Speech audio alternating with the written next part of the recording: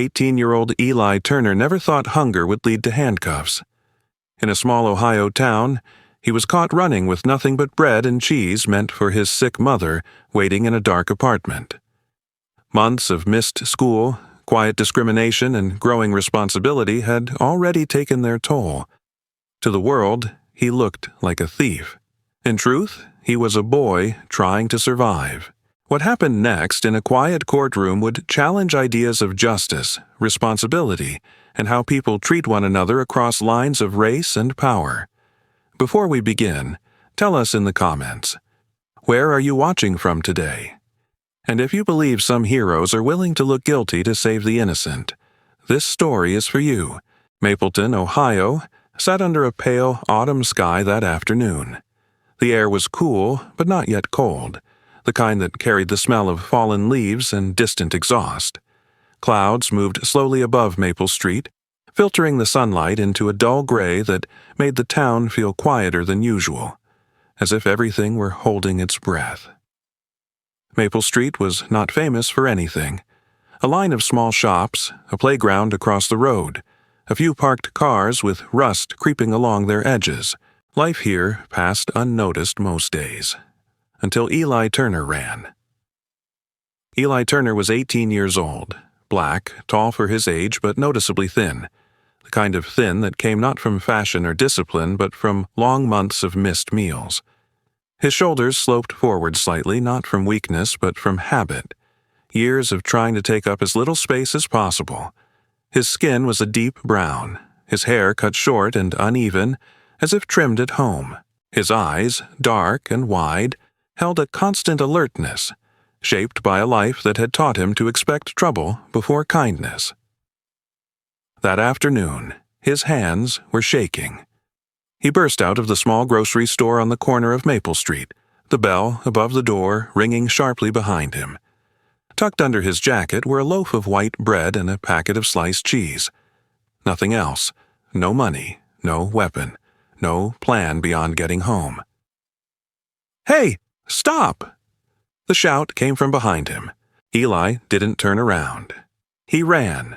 His sneakers slapped against the sidewalk as he passed the playground where a few children had frozen mid-laughter, their parents instinctively pulling them closer. Eli's lungs burned. His legs felt heavier with each step, but fear pushed him forward. Fear had been his companion for a long time. He didn't make it far. A police cruiser screeched to a halt near the curb. A door opened. Heavy footsteps followed. A hand grabbed the back of his jacket, yanking him off balance. Eli stumbled, the bread slipping from his grasp and rolling across the pavement, the plastic-wrapped cheese landing beside it. "Get down!" Eli hit the hood of a parked car, his cheek pressed against cold metal. His arms were pulled behind him. He didn't resist. He didn't scream. He just breathed fast and shallow, his heart pounding so loudly it drowned out everything else. The police officer restraining him was Officer Mark Reynolds, a white man in his early 30s. He was average height, broad-shouldered, with a tight jaw and closely cropped light brown hair. His uniform was crisp, his boots polished. His face carried a permanent tension, as if anger lived just beneath the surface. Reynolds had grown up believing the world rewarded strength and punished weakness. Silence to him was defiance. "Thought you could just run," Reynolds muttered, pressing Eli harder against the car. A small crowd began to gather. People slowed their steps. Some stopped completely. No one spoke. Across the street, a woman cried out, "Eli!" Rosa Turner stood near the bus stop, clutching the metal pole for support. She was in her early 40s, but looked older. Illness had thinned her frame, leaving her narrow-shouldered and fragile. Her dark skin had taken on a dull tone, her cheeks hollow, her movements slow and uncertain. A faded coat hung loosely from her body, sleeves covering hands that trembled constantly. Rosa had once been strong. She had worked 2 jobs when Eli was younger, laughing easily, speaking gently to everyone she met. But months of sickness, kidney failure, endless hospital visits, medication she couldn't always afford, had drained her strength and reshaped her life. Now even standing for long felt like climbing a mountain. She tried to step forward. Her legs wobbled. She caught herself, gasping for breath. "Please," she said, her voice thin and strained. "He didn't hurt anyone." Officer Reynolds glanced at her briefly, then away. Procedure came first. People like her came later, if at all. Eli twisted his head just enough to see her. Panic flashed across his face. "Mom," he whispered. Rosa reached out, her hand shaking in the air between them, but she couldn't get closer. The world tilted, and she leaned back against the pole, dizzy. The loaf of bread lay crushed on the ground between them. On the edge of the crowd stood Emily Ross, holding a camera she hadn't planned on using that day. Emily was 26, white, with shoulder-length brown hair usually pulled into a messy ponytail. She wore a worn jacket with press credentials tucked into the pocket and sneakers scuffed from too many hours on her feet. She worked for the Mapleton Daily, a small local paper that rarely covered anything more dramatic than town council meetings or high school football scores. Emily had grown up in Mapleton. She knew its rhythms, its silences, its habits of looking away. She raised her camera. Through the lens, she saw things she couldn't ignore. The way Eli's body was pinned, already resigned. The way the officer's grip tightened instead of loosened. The way the crowd watched. Not with concern, but with judgment. She snapped a photo, then another. Emily lowered the camera slowly, her stomach tightening. Something about the scene felt wrong. Not illegal, not dramatic, just deeply unfair. No one asked why the boy ran. No one asked who the woman was. They had already decided. Eli's hands were cuffed behind his back. The cold metal clicked shut. Officer Reynolds lifted him upright. Eli swayed slightly, unsteady, his eyes darting to his mother again. "It's okay," Rosa tried to say, though she wasn't sure it was true. Her voice cracked. She pressed a hand to her chest as pain flared beneath her ribs. The officer guided Eli toward the cruiser. A man near the grocery store shook his head. Another crossed his arms. A woman whispered something to her friend. No one moved. Emily took one last photo. The mother reaching out. The son pulled away. The bread abandoned on the pavement. She knew, in that moment, that this wasn't just about theft. It was about who was allowed to be hungry and who was allowed to be forgiven. The cruiser door opened. Eli paused just long enough to look back. Rosa's knees buckled. A stranger caught her before she fell. The door closed. The car pulled away, leaving Maple Street exactly as it had been before. Quiet, gray, pretending nothing had happened. But Emily stood frozen, camera heavy in her hands, knowing this moment would not let her go. Not now. Not ever. The Turner apartment sat on the third floor of a narrow brick building 2 blocks from Maple Street. Time had worn the place down gently but thoroughly, paint peeling in long curls, stair rails smoothed by decades of hands, a hallway that always smelled faintly of dust and old cooking oil. On most nights, the building glowed unevenly, lights flickering behind thin curtains. But for many evenings now, one window remained dark. That window belonged to Eli and his mother. Inside, the apartment was quiet in a way that pressed against the ears. The electricity had been cut more nights than not over the past 2 months. When the power was gone, the refrigerator became a useless white box humming with memory instead of cold. Eli had learned to open it slowly, as if that might somehow make something appear inside. Usually, there was nothing. Sometimes a half-empty bottle of water, sometimes an old jar with the label peeled away, its contents long gone. Eli slept on a narrow couch in the living room, its springs creaking whenever he shifted. He had given his bed to his mother months ago, without ceremony, without discussion. Rosa needed it more. Comfort, even a small amount, mattered when pain was constant. Rosa Turner lay curled beneath a thin blanket, her breathing shallow but steady, The dialysis treatments had left her exhausted, each session draining what little strength she had left. Her hair, once thick and carefully styled, had thinned and lost its shine. Dark circles framed her eyes, and her hands, always cold now, rested against her stomach as if guarding herself from the world. Eli moved quietly, even when she slept. He had learned the rhythm of her illness, when to speak, when to stay silent, when to help her sit up slowly so she wouldn't grow dizzy. At 18, he carried himself like someone much older. His youth showed only in fleeting moments, when he laughed softly at an old memory or stared too long at something he wanted, but had already decided he could not have. Months earlier, Eli had still been attending Mapleton High. He wasn't popular, but he wasn't invisible either. He sat near the back of the classroom, listened more than he spoke, and wrote neatly in the margins of his notebooks. Teachers described him as quiet and capable, words that often meant they didn't look too closely. When Rosa's health worsened, everything changed. The first weeks, Eli tried to balance school and caregiving. He rushed home after classes, cooked what little food they had, helped his mother prepare for appointments. But absences piled up. Assignments went unfinished. Phone calls from the school grew more frequent and less patient. Eventually, he stopped going. The school sent letters, then emails, then nothing. The apartment grew darker, not just from the lack of electricity, but from the weight of isolation. Eli sold small things at a pawn shop downtown: an old radio, a pair of headphones, a watch he'd been given on his 16th birthday. Each item bought a little time. None of them bought enough.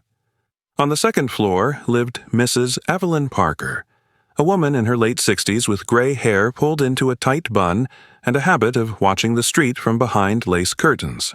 She was thin, upright, and deeply private, the kind of person who believed that survival meant minding one's own business. She knew about Rosa's illness.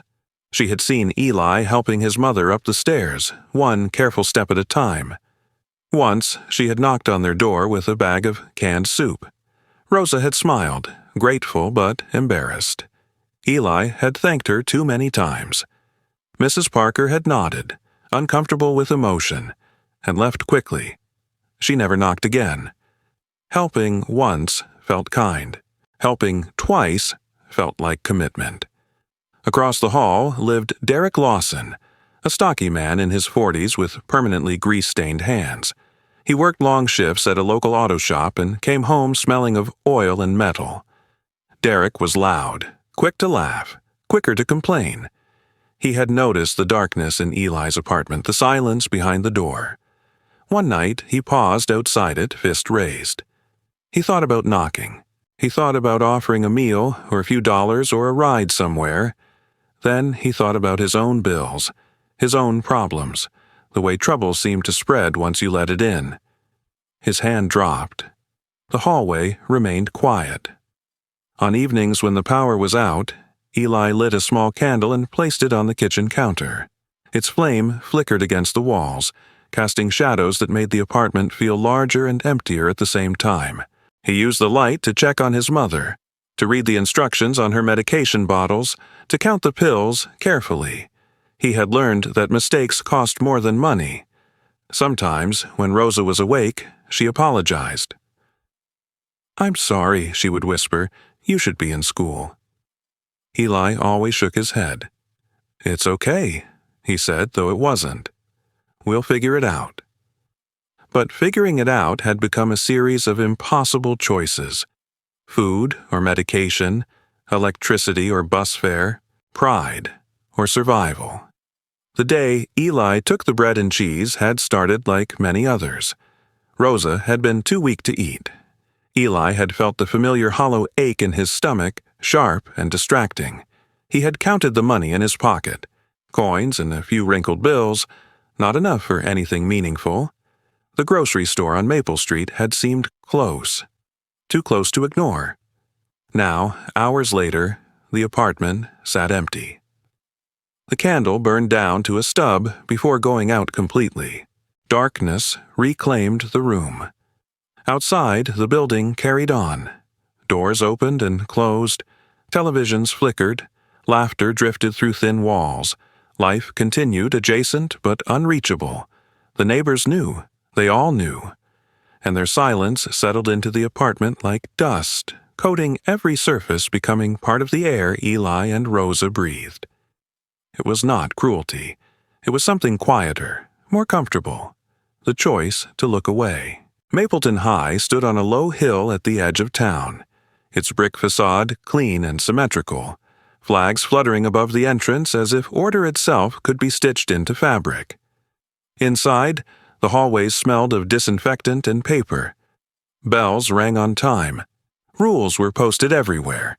From the outside, it looked like a place where futures were shaped carefully and fairly. For Eli Turner, it had once been exactly that. Before his absences began, Eli was a solid student. Not the kind teachers praised loudly, but the kind they relied on quietly.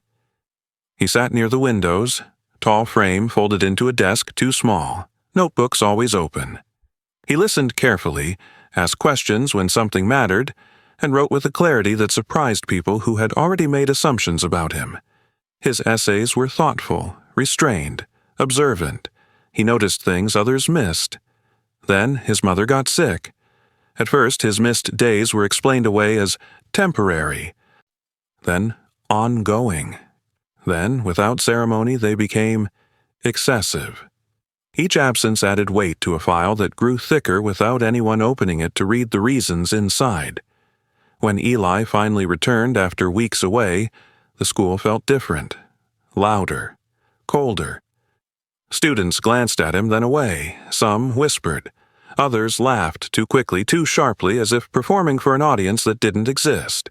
He passed groups that once nodded at him and felt the space widen, an invisible barrier forming where familiarity used to be. In homeroom, Mr. Andrew Collins, Eli's assigned homeroom teacher, called attendance without looking up.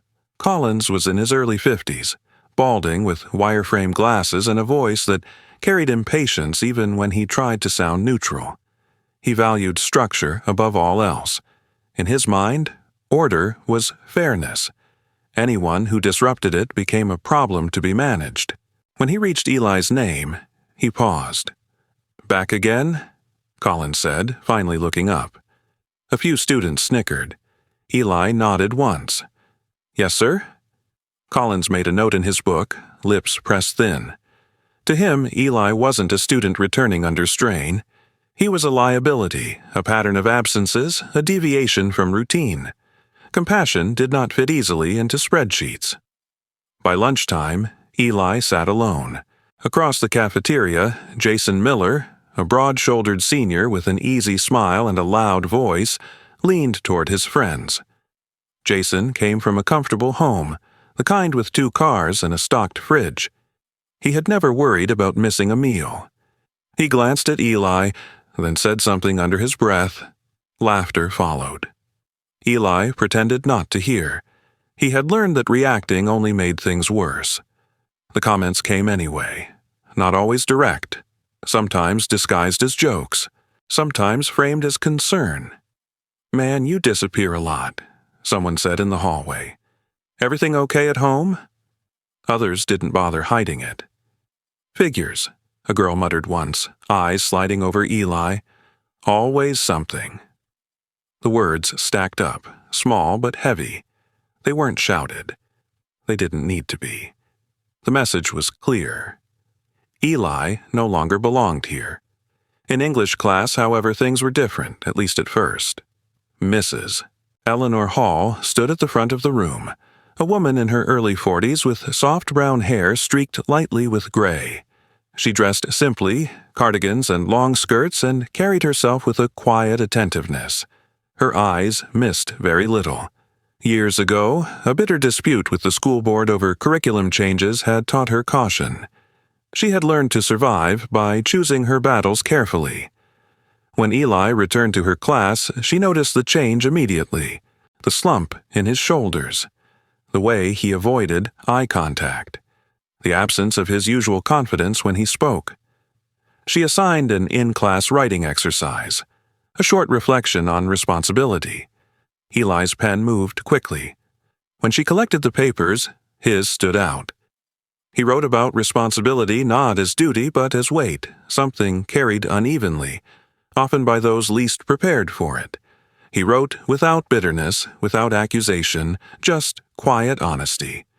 Mrs. Hall read it twice. She felt that familiar tightening in her chest, the one that came when she recognized something real and knew she might not protect it. Eli had talent. More than that, he had a voice. But voices like his often went unheard, not because they weren't strong, but because people chose not to listen. After class, she stopped him. "Eli," she said gently, "this was very good." "Thank you," he replied, unsure. She hesitated. She wanted to ask about his absences, about his mother, about the exhaustion written across his face. But the hallway was crowded. Other students watched. Doors were open. "Try to stay caught up," she said instead. "It's important." He nodded again and walked away. Later that week, the assistant principal called a meeting. Vice Principal Karen Douglas was a tall woman with sharp features and a precise manner of speaking. Her suits were always pressed, her office immaculate. She believed deeply in consistency. Rules were rules. Exceptions led to chaos. Eli sat across from her, hands folded tightly in his lap. "You've missed too many days," Douglas said. "Your grades are slipping. Teachers are concerned." Eli explained quietly about his mother, about appointments, about the lack of options. Douglas listened with a practiced expression, sympathetic but unmoved. "School is your responsibility," she said. "We can't adjust standards for personal circumstances. Personal circumstances." The phrase landed like a door closing. Mrs. Hall knew about the meeting. She considered speaking up. She even drafted an email late one night, fingers hovering over the keyboard. She imagined pushing back, arguing that education should account for reality, not erase it. She deleted the draft. Years ago, when she had spoken too loudly, it had cost her opportunities. She told herself she could help Eli quietly. Extra feedback, encouragement, small mercies.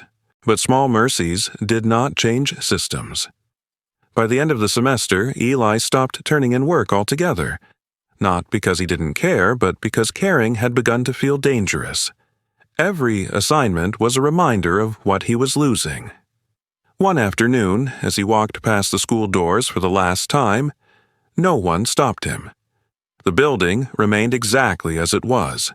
Flags still flying, bells still ringing. The school had not expelled him. It had done something quieter. It had let him disappear. Mrs. Hall watched from her classroom window as Eli crossed the parking lot. She felt the weight of her silence settle in her chest, heavier than regret. She knew then that doing nothing was not neutrality. It was a choice. And she had made it. The courtroom smelled faintly of polished wood and old paper. Morning light filtered through tall windows, pale and restrained, casting long rectangles across the floor. The room was already half full when Eli Turner was brought in, his footsteps quiet, his hands resting stiffly at his sides. He wore the same worn jacket from the day before, sleeves a little too short, shoulders drawn inward as if trying to shrink himself. He had slept badly, his thoughts looping endlessly between his mother's face and the cold metal of the handcuffs that had closed around his wrists. At the front of the room sat Judge Henry Caldwell, a man in his late 60s with a straight back and carefully combed gray hair. His face was lined, not from anger, but from years of watching people tell the truth badly and lies convincingly. Caldwell had grown up in a working-class household and paid his way through law school with scholarships and night jobs. Experience had taught him patience. It had also taught him that justice, when rushed, often missed its mark. He adjusted his glasses and glanced down at the file in front of him. Eli stood at the defense table alone. No lawyer, no family beside him. The absence itself felt like a verdict waiting to happen. In the back row, Emily Ross took her seat quietly. She wore a dark sweater and carried a notebook instead of her camera. Her hair was pulled back hastily, strands falling loose near her face. She had reviewed the police report that morning. It was brief, efficient, devoid of context. It described theft, pursuit, arrest. It did not describe hunger. She opened her notebook. The bailiff called the case. Eli stepped forward when instructed, his pulse pounding so loudly he was sure others could hear it. Judge Caldwell looked at him for a long moment, not unkindly, not dismissively, just attentively. "Eli Turner," the judge said, voice steady, "you're charged with petty theft. Before we proceed, I'd like to ask you a question." The room stilled. "Why did you take the food?" Eli swallowed. His throat felt tight, dry. He glanced briefly toward the benches, half expecting to see his mother there. She was not. She had been too weak to leave the apartment that morning. The emptiness beside him pressed down on his chest. "I was hungry," he said quietly. The words seemed to echo, thin and fragile. "And?" the judge prompted gently. Eli's hands clenched. He felt heat behind his eyes and fought it, but the tears came anyway, blurring the polished floor beneath him. "My mom is sick," he said. His voice wavered, but did not break. "She hasn't been able to work. We don't have much food left. I didn't know what else to do." A murmur moved through the courtroom, not loud, just enough to remind Eli he was being watched. Judge Caldwell leaned back slightly, fingers steepled. "Tell me about your mother." Eli took a breath, then another. "She has kidney failure," he said. "She needs dialysis. I take her when I can. I stay home with her. I stopped going to school because someone had to be there." Emily's pen moved faster now. Eli spoke of nights without electricity, of counting pills by candlelight, of missing classes until returning felt impossible. He spoke of teachers who looked at him differently, classmates who stopped seeing him at all. He did not accuse. He did not exaggerate. He simply described. "I tried to find help," he said, "but it's hard. People don't listen. They just see this." He gestured vaguely at himself. Judge Caldwell said nothing for a long moment. He studied Eli's face, the exhaustion, the restraint, the quiet dignity clinging to him like a final defense. At the prosecutor's table, Assistant District Attorney Paul Hendricks shifted uncomfortably. Hendricks was a lean man in his 30s with a sharp haircut and a reputation for efficiency. He prided himself on moving cases quickly. This one, he had assumed, would take minutes. It did not. Emily glanced around the room. She noticed the way people avoided Eli's eyes, the way discomfort spread when suffering was made visible. She realized, with a chill, how easily this could have ended differently. With a fine, a record, a door quietly closing. Judge Caldwell finally spoke again. "You took bread and cheese," he said. "Yes, sir." "You ran." "Yes, sir." "Did you intend to harm anyone?" "No." "Did you intend to sell what you took?" "No." Silence followed. The judge closed the file. "What you've described," he said slowly, "is not criminal intent. It is desperation." He turned his gaze outward, scanning the courtroom. If a child in our society is forced to steal food to survive, then the failure does not belong to the child alone. Emily felt her breath catch. Judge Caldwell continued, his voice firm now. "It belongs to all of us who noticed and chose not to act." The room held still. He announced his decision calmly, deliberately. Eli would not be sentenced to additional punishment. The court would instead address the conditions that led here. Eli barely processed the words at first. Relief came slowly, cautiously, as if afraid to trust itself. Emily closed her notebook, hands trembling slightly. She knew, even then, that this moment mattered. Not because it was dramatic, but because it was rare. A system pausing long enough to see the person inside it. Judge Caldwell struck the gavel once. Court is adjourned. Eli stood there for a second longer, unsure if he was allowed to move. Then he did. His legs felt weak, but he remained upright. As he walked past the benches, he felt something unfamiliar. Eyes that did not judge, but reconsidered. Emily watched him go, heart heavy and hopeful all at once. This was not just a theft case, she realized. It was a mirror. Judge Henry Caldwell rose from his chair, slowly, the movement deliberate enough to quiet the room without a word. The benches creaked as people shifted, unsure whether they were about to hear a routine conclusion or something they had never witnessed before. Eli Turner stood motionless at the defense table, shoulders squared now, not in defiance, but in disbelief. He had expected a sentence, a lecture, a fine he could not pay. He had not expected the judge to stand. Caldwell looked out across the courtroom, his gaze moving from face to face. He took in the clerks, the lawyers, the spectators who had come for unrelated cases and stayed out of curiosity. He saw familiarity there, the expressions of people who believed justice was something that happened to others, somewhere else. If a child must steal food to survive, he said, his voice calm but carrying easily through the room, then the fault does not belong to the child. He paused, letting the words settle. It belongs to the society that abandoned him. A ripple of discomfort moved through the benches. Some people straightened. Others looked down at their hands. Eli felt his chest tighten, not from fear this time, but from the shock of being named without being blamed. Caldwell continued, "This court will not pretend that punishment alone solves hunger, illness, or neglect. It will not pretend that silence is neutrality."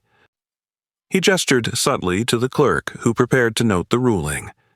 "Therefore," Caldwell said, "this court issues a civic penalty." He turned slightly toward the benches. "Every adult present in this courtroom today will be fined $50, not as punishment but as responsibility, because this situation did not arise in isolation."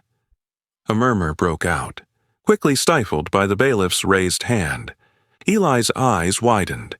He had never heard of such a thing. He wondered if he had misunderstood. Judge Caldwell did not stop there. He shifted his attention to the side aisle, where Lucas Grant sat stiffly, jaw clenched. Lucas Grant was in his late 50s, broad-chested with thinning hair combed carefully to one side. His hands were large and calloused from years of stocking shelves and lifting crates. He wore a clean but worn jacket, the kind chosen more for durability than style. Lucas had owned the grocery store on Maple Street for nearly 20 years. To the town, he was dependable, predictable, and distant. Caldwell addressed him directly.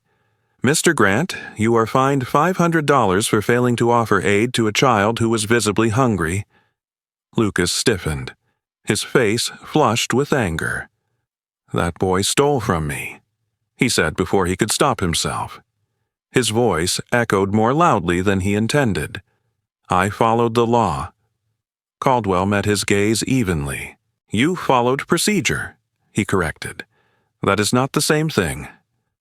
Lucas opened his mouth to respond, then closed it again. His anger burned hot at first, sharp and defensive. He felt the eyes of the room on him and hated the sudden attention. For years, he had run his store fairly. He paid taxes.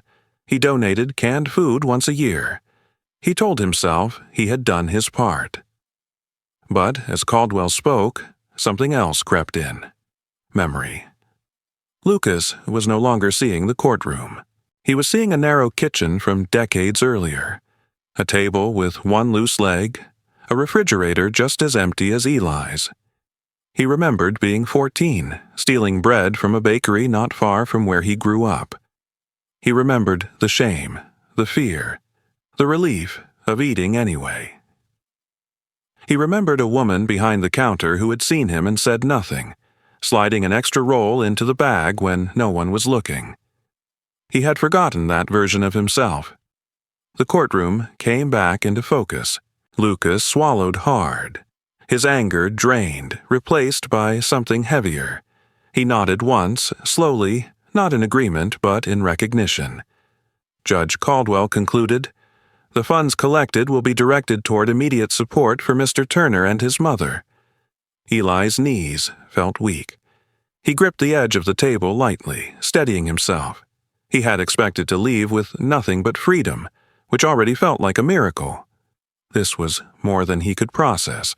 In the back row, Emily Ross sat perfectly still. Her pen hovered above her notebook, forgotten.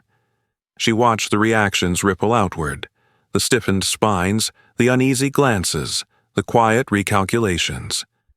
She understood suddenly that this ruling was not just about Eli. It was about forcing people to see themselves inside the problem.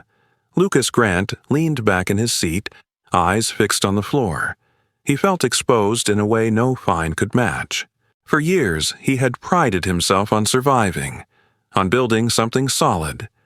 Somewhere along the way, survival had turned into distance. Comfort had dulled memory. When the court recessed briefly, Lucas stood slowly. He glanced once toward Eli, then away, unsure what to say, unsure if words would matter. Judge Caldwell remained standing as the bailiff moved to close proceedings. He added one final statement, quieter now, but no less firm. "Justice," he said, "is not measured by how efficiently we punish. It is measured by how well we prevent suffering before it reaches this room." The gavel struck. The sound lingered. Eli felt the weight lift gradually, cautiously, as if afraid the floor might give way beneath him. He looked around the courtroom, not as a defendant now, but as a witness to something rare. People were not applauding. No one was smiling. But something had shifted. A question had been planted, and it would not be easily ignored. Emily closed her notebook slowly. She knew this chapter of the story would matter, not because it resolved everything, but because it refused to pretend the problem was simple. Lucas Grant stood near the aisle as people filed out. He watched Eli pass, the boy's posture still guarded, still unsure of his place in the world. Lucas opened his mouth, then closed it again. He would speak later. He would do something later. For now, memory was enough to break the silence he had lived inside for too long. The courtroom emptied, leaving behind only the echo of a verdict no one had studied for and no one would forget. The week after the ruling, Mapleton felt different. Not louder, not kinder, but unsettled. Word moved quickly in a town that preferred stillness. Conversations paused when certain names were mentioned. Meetings that once ended early ran long. Responsibility, once abstract, now had addresses and signatures attached to it. At the police station on Pine Avenue, the atmosphere shifted first. Captain Robert Hale, a square-built man in his late 40s with close-cropped hair and a permanently creased brow, convened a briefing that did not resemble any before it. Hale had spent 2 decades believing that order depended on clarity and distance. He believed in procedure.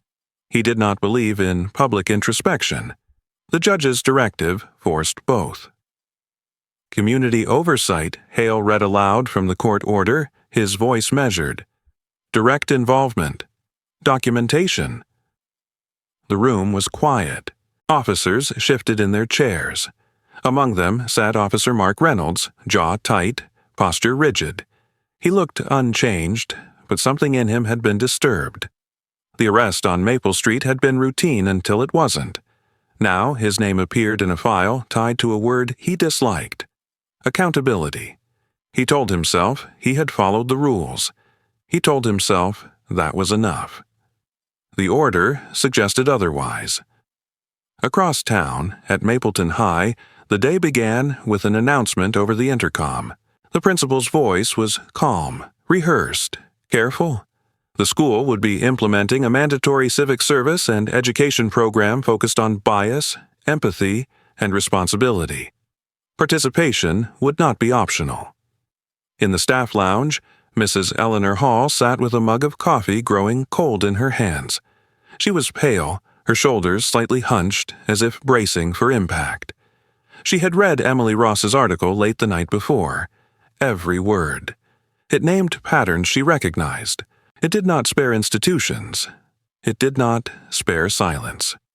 When the bell rang, Mrs. Hall walked into her classroom with a decision already made. Eli Turner returned to Mapleton High 2 days later. He wore clean clothes donated quietly by a local church. Nothing flashy, nothing new. His hair was neatly trimmed.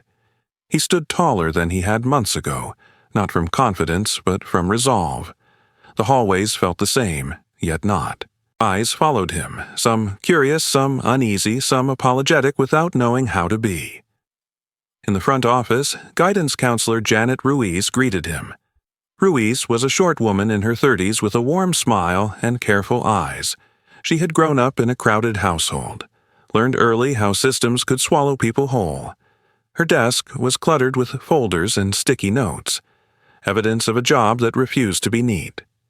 "We'll take this step by step," she told Eli gently. "You're not behind. You were interrupted." The word mattered. At home, Rosa Turner noticed the changes first in her body. The food deliveries came regularly now. Simple, balanced meals placed gently at the door. Medical transportation arrived on time. A social worker checked in without judgment. Rosa was still ill, still fragile, but she was no longer invisible.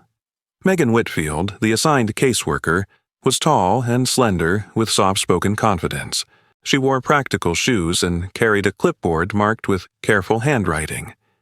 She did not rush. She listened more than she spoke. Her presence alone eased Rosa's breathing. "You're not a burden," Megan said once firmly when Rosa apologized for needing help. "You're a responsibility we should have noticed earlier." Back at school, the new program began with resistance. Students were assigned hours of community service paired with structured discussions. Some rolled their eyes, others scoffed. A few complained loudly. The discomfort was the point. Mrs. Hall stood at the front of her classroom that afternoon, hands folded, voice steady but unguarded. "I owe someone an apology," she said. The room stilled. She turned to Eli. "I should have spoken up when it mattered. I didn't. I'm sorry." The words landed heavily, not because they were dramatic, but because they were rare. Eli nodded once. He did not smile. Forgiveness, he had learned, was not immediate, but acknowledgement mattered.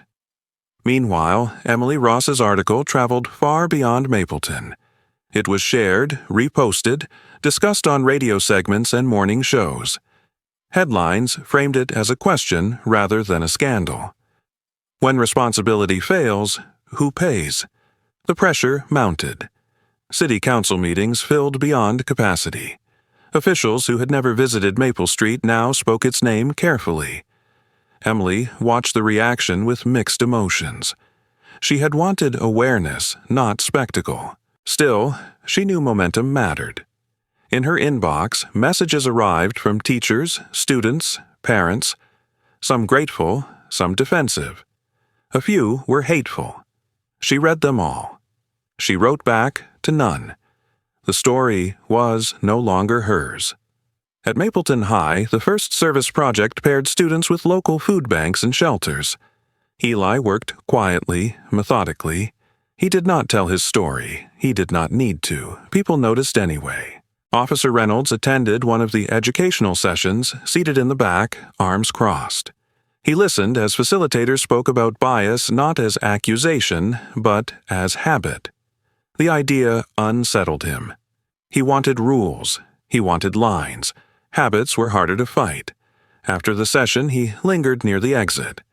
He did not speak to Eli. He did not apologize. Not yet, but he did not look away. At the Turner apartment, the lights stayed on. Eli returned home each evening tired but focused. He helped his mother eat, reviewed schoolwork at the kitchen table, planned days that now extended beyond survival. He did not trust the change yet. He respected it cautiously. Responsibility, he realized, was not a moment. It was maintenance. Mapleton adjusted, not gracefully but honestly. Institutions complied. Individuals reconsidered. Silence retreated slowly under pressure. The judge's order had done more than redirect resources. It had removed the option to pretend, and that for now was enough. Spring arrived quietly in Mapleton. The snow retreated from the sidewalks, leaving behind clean air and the sound of open windows. On Maple Street, sunlight finally reached the storefronts in the morning, warming the brick walls that had once watched a boy run in fear. The town looked the same, but it no longer felt untouched. Eli Turner walked out of the courthouse without handcuffs, without escort, without the weight that had once pulled his shoulders forward. He carried an envelope in his jacket pocket. Nothing dramatic, just folded papers and a check bearing the court seal. The money would not erase months of hunger or fear, but it would keep his mother alive. That was enough. Outside, Rosa Turner waited in a wheelchair, wrapped in a light scarf despite the warming air. She looked thinner than before, but her eyes were brighter, her breathing steadier. Recovery had not been sudden or miraculous. It had been careful, supervised, supported, medication delivered on time, meals that arrived regularly, appointments she no longer missed because someone always showed up. Eli crouched beside her, smiling in a way he hadn't allowed himself to for a long time. Rosa reached out and touched his cheek, her hand warm now. "You did good?" she said softly. He shook his head. "We did." They went home together that afternoon. The apartment lights were on, the refrigerator hummed, filled with simple food that would not disappear overnight. A calendar hung on the wall, marked with appointments, class times, and one circled date far in the future. Graduation. Months passed. Rosa's strength returned gradually.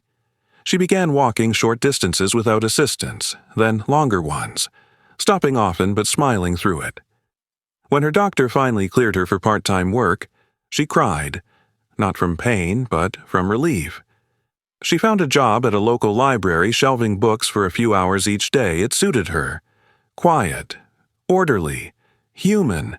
Eli returned to Mapleton High as a senior, not as a charity case, not as a headline, but as a student with a plan. He attended classes regularly, met with Janet Ruiz weekly, and submitted assignments on time. He still carried the memory of being pushed out, but it no longer defined him. Teachers noticed his focus. Classmates adjusted, some awkwardly, some sincerely. Mrs. Hall watched him from the back of the classroom one afternoon, listening as he read a short essay aloud. His voice was steady. The words were clear. Responsibility, he wrote, was not guilt. It was action taken before harm became inevitable. When he finished, the room was quiet. Not uncomfortable, but thoughtful. Across town, Lucas Grant unlocked the door to his grocery store earlier than usual each morning. The front window now displayed a simple wooden shelf labeled Community Pantry. No signs explaining rules, no forms, just bread, canned goods, fresh fruit when available. Lucas stood behind the counter, hands resting on the worn surface, greeting people by name. He was still broad-chested, still reserved, but his eyes softened when children approached the shelf without asking. He never commented. He never counted. He remembered too well what it felt like to need without permission. Emily Ross visited the store one afternoon, notebook tucked under her arm. She observed quietly, took no photos. The pantry didn't need publicity anymore. It had become ordinary, and ordinary kindness, she had learned, was the most powerful kind. Emily's own life had changed as well. The article that began in a courtroom notebook had traveled far, earning her a regional journalism award she accepted with mixed feelings. She stood on a small stage, wearing a borrowed blazer, and spoke briefly. "This story mattered," she said, "because it reminded us that justice is not passive. It requires attention." She returned to Mapleton the next day, choosing to stay where the work was unfinished. Judge Henry Caldwell retired at the end of the year. On his final day, the courthouse hallways filled with quiet acknowledgments, nods, handshakes, words not meant for ceremony. Caldwell packed his office slowly, fingers lingering on old case files. He did not consider himself heroic. He considered himself careful. He believed law should bend just enough to meet reality without breaking. When he left, the courtroom lights dimmed behind him, but his ruling continued to echo. In policies adjusted, in meetings that asked harder questions, in a town that had learned the cost of looking away. Graduation day arrived with clear skies. Eli stood in his cap and gown, taller now, broader in the shoulders, his posture open. Rosa sat in the front row, hands clasped, tears streaming freely. When Eli's name was called, the applause lasted longer than protocol allowed. He smiled, embarrassed, grateful. Later that summer, a letter arrived with a community college seal. Eli opened it slowly, breath held, then laughed, a sound that startled even him. A scholarship. Partial, but enough. Enough had become a familiar word. On Maple Street, Lucas placed a fresh loaf of bread on the community shelf, warm from the oven. A child reached for it, hesitated, then took it. Lucas nodded once, turning back to his work. Eli passed the store on his way home, sunlight on his face, plans ahead of him. He paused, bought a loaf, paid in full, and left the change on the counter without explanation. Somewhere between then and now, the meaning of bread had changed. It was no longer a symbol of desperation. It was proof of survival. Shared. This story is not only about a boy, a courtroom, or a loaf of bread. It is about the quiet moments in everyday life when we choose whether to notice or to look away. Most injustice does not begin with cruelty. It begins with silence. It begins when people see suffering and assume someone else will handle it. In our daily lives, we meet hunger, loneliness, and discrimination more often than we realize. A classmate who disappears, a neighbor who struggles quietly, a child judged before being understood. We may not wear robes or carry authority, but our small choices matter. Listening matters. Helping matters. Speaking up matters. This story reminds us that true justice is not only about punishment, but about responsibility and compassion. When we act with empathy, we do not weaken society, we strengthen it. Every kind action, no matter how small, can become the moment that changes a life. If this story touched you, please share it so others can hear its message. Let us know in the comments what part moved you the most and where you are watching from today. If you believe that kindness can be louder than prejudice, subscribe to the channel to support stories that matter. May God bless you, protect your loved ones, and open our hearts to see those in need around us. If you share this prayer and this hope, type Amen in the comments.